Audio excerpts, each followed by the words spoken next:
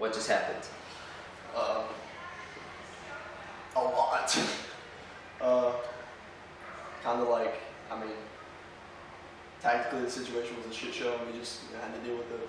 So It was 2 weeks of didactic classroom stuff, and then AH tryout, which was a 4-hour period of prolonged field care. The culminating event was the top 3 teams doing a CCA, like the care and fire, and then transitioning into 72 hours of prolonged field care. Prolonged casualty care over 72 hours. Alright, so we started off with getting an order of fire, and then we got in contact with the enemy. We had initially 2 casualties from the start.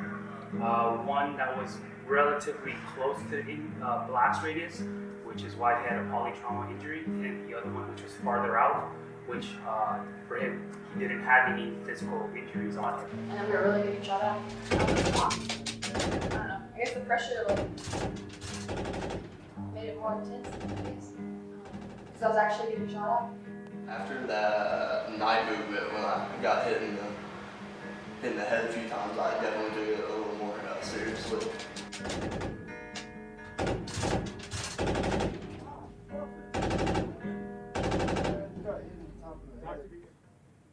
I think the second day was a little bit harder than the first. I think that's when my peak fatigue started hitting a little bit. The hardest part, like sleep deprivation, to be honest. A mix of the heat and sleep deprivation. It's pretty shitty. They did a fantastic job working under pressure on, maybe 30, 40 minutes of sleep every night. Because like, I could have slept more, but I was so like anxious about my patient, I was like not even sleeping. And then I realized, like, oh, I gotta take care of myself before I take care of the patient. Because if I'm not taken care of, the patient's not gonna be taken care of. So, I slept.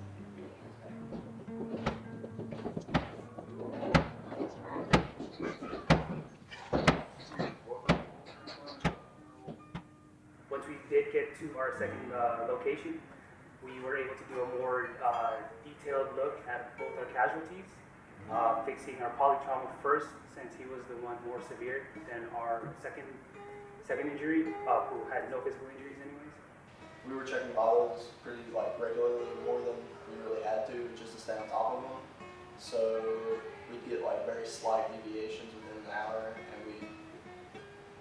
nothing would be going on, so we'd overthink into it, and obviously vitals are gonna change and not stay the same, just in general. So I think we were all coming down from we were doing a tactical rest, so we were doing 2 up, 2 down, and then we literally, I think we started getting to the point where we thought we were going to be a little more safer, which in hindsight was, we should have known. So I think we bedded down 3 and 1 up, and all of a sudden we hear, hey, we're about to move, this area's no good, pack up and go.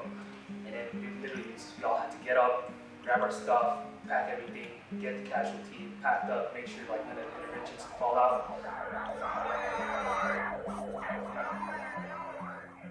On our second day, we ended up losing one of our patients. So we had 2 patients in the beginning. My second patient died. My ambulatory patient died. So we already initially suspected TBI since there was no physical injury, but he started having signs of agitation, nausea, vomiting, dizziness. After his seizure, his vitals were dropping significantly. We weren't unable to stabilize him, but we did the best we can with our resources. And it was a really hard decision to make, but we just went through different procedures and stuff like that to see if we can save him. But ultimately, we decided it was best to just I think even though we didn't really get in a fight, but I was about to tell him, I was like, hey man, fuck it, we're gonna do CPR. He's like, for 72 fucking hours? And I was like, yes. And he's like, no, we're not. And I was like, fuck. So the hardest part was just coming to that decision of whether we should continue care despite the chances of it not really working out. And we also had another patient that we needed to focus on. So we waited out and we decided that we had to careful to expectant, obviously, but put our attention on the other patient. And at the end of it, you obviously make it, but we did our best. Our second casualty, unfortunately, we had to make the call. And For like a whole like 45 minutes to an hour, I was like so fucking like defeated. Like honestly, I'm not gonna lie. I was like, why am I here? Like, I can't even say anything. I wanted to quit, to be honest.